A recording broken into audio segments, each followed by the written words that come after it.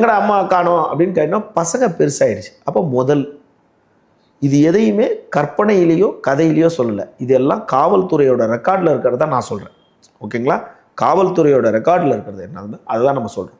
என்னென்னா, பிள்ளைகிட்ட எங்கடா அம்மாவை காணோம், அம்மா அடிக்கடி ஒரு அங்கிள் வீட்டுக்கு போகிறாங்கப்பா, ஒரு அங்கிள் வீட்டுக்கு போயிருக்காங்க, ஒருவேளை அங்கே போயிருக்கும்பா அப்படின்னு பையன் அப்பா கிட்ட சொல்கிறான். அப்போ ஒரு சின்னதாக சந்தேகம் அவருக்கு வருது. சரி, மறுநாள் உனக்கு அந்த அங்கிள் வீடு தெரியுமாடான்னு கேட்குறாரு. எனக்கு தெரியும்பா அப்படின்னு அவன் சொல்கிறான்.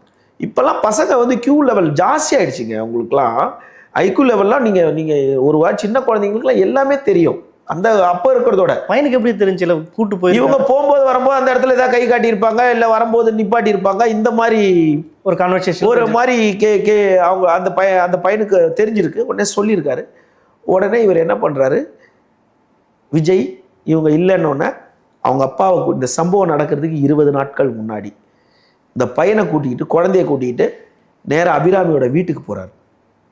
அபிராமியோட வீட்டுக்கு போய் அவங்க தம்பி பிரசன்ன மணிகண்டன்னு பேர், அவர் இப்போ இல்லை, இறந்துட்டார், அவரையும் கூப்பிட்றாரு.